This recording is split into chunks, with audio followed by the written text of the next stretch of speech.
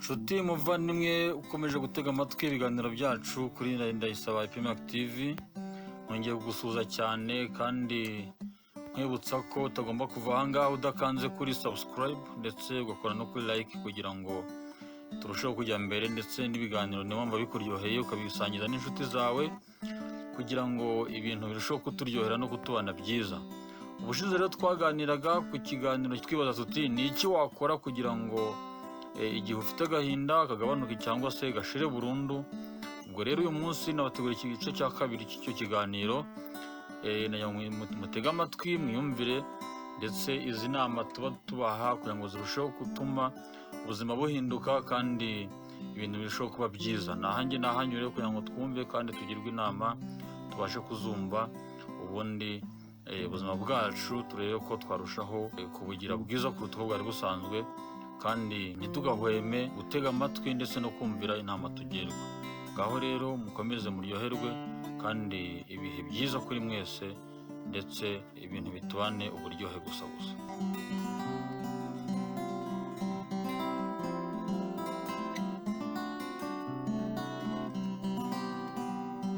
Ikindi rero ntareka kuvuga ni uko iyo ufite agahinda, iyo ufite umubabaro mwinshi, ishavu, iyo bikorohera kuba warira, ntabwo ari ibintu wakwibuza. Hari ubwo bavuga ngo amarira y'umugabo ngo atemba ajya mu nda.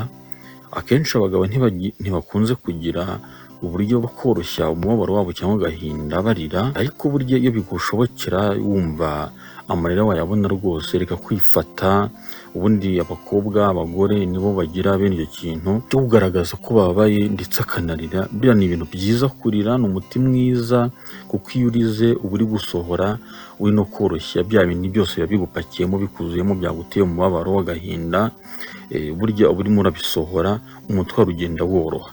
Rero ntabwo ari byiza kubyibuza. Igihe wumva ko wabasha kurira, amarira akaboneka, akarira akaza rwose, ni byiza. Rira, urire, ndetse urire rwose kugeza ubwo wumva amarira agushizemo. Amarira nyine kugushiramo, ndavuga kumva yuko nyine kwa kundi urira ukumva ko igihe cyo guceceka kigeze. Rira, wumve rwose kurize, biguha amahoro, wumva utuje, ugubwe neza. Burya kurira nabyo ni igisubizo cyiza, ntabwo wabyibuza igihe wumva ubishoboye kandi wumva ufite n'umwanya wo kurira. Ntabwo ari byiza ngo niba ikintu ngo uririre ahabonetse hose igihe ikintu iki n'iki kikubayeho, ariko ufata ahantu wumva wiherereye, haguhaye umutekano, haguhaye wumva ukumva utuje rwose. Ufata umwanya urire uko wumva ushoboye, nurangiza wihanagure. Uzahaguruka wumva hari uburyo byoroshye, hari uburyo wumva worohewe kurenza uko wari umeze mbere. Noneho si ibyo gusa, icyo ni igisubizo kindi tunagira ngo ngaragaze. Hari n'ubundi buryo bundi rero, ariko ntabwo ari uburyo bworohera uwo ari we wese. Hari ubundi buryo twita musicotherapy cyangwa se therapie musicale.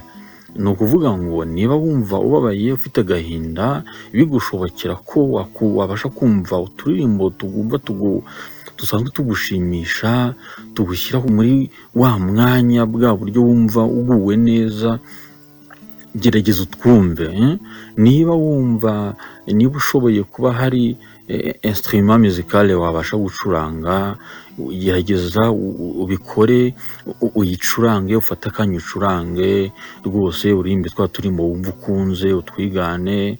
Cyangwa se niba ari utundi ubasha kuba wacuranga wowe twawe mu buryo bwawe, uducurange, bizagenda biruhura mu mutwe buhoro buhoro. Bya bindi bikubabaje, kagahinda ufite kagende gashira buhoro buhoro.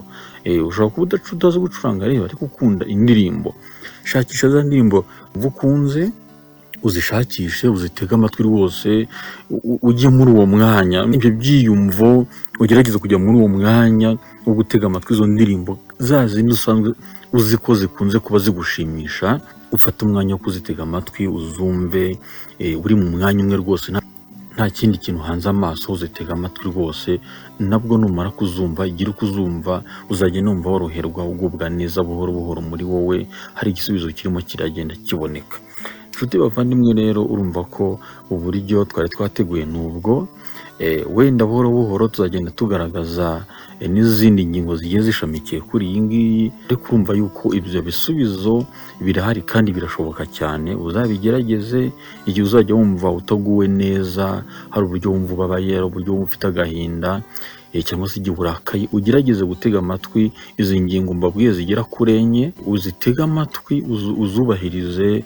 Muri za ngeri ebyiri navuze hejuru z'abantu batandukanye, bamwe baba extroverti abandi ari abe introverti, ntabwo waburamo uburyo na bumwe bwagufasha muri uburyo bwose mvuze ushobora kwifashisha kugira ngo woroshye agahinda cyangwa umubabaro ufite, cyangwa se no kugira ngo ugashire burundu.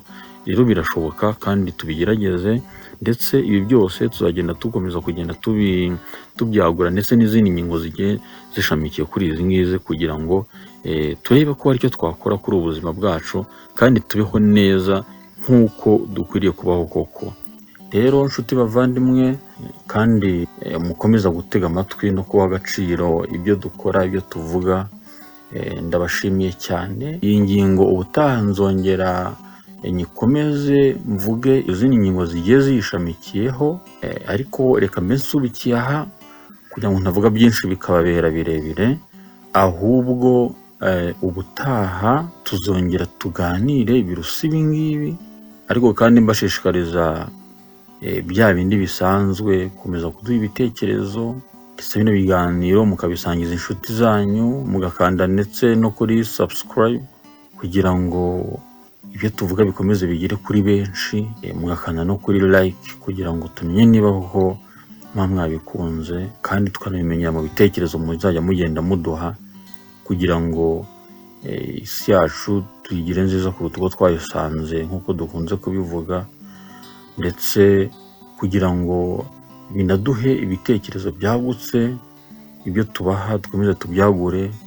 Niba hari ikintu kindi wumva twaganiraho nacyo mbe nagitegura tukiganireho, buhoro buhoro tugende twunguka uko iminsi igenda itambuka. Ndabashimiye cyane rero, kandi mbifuriza kugubwa neza no kugira ibihe byiza mu mibereho ya buri munsi. Murakoze, Imana ibarinde.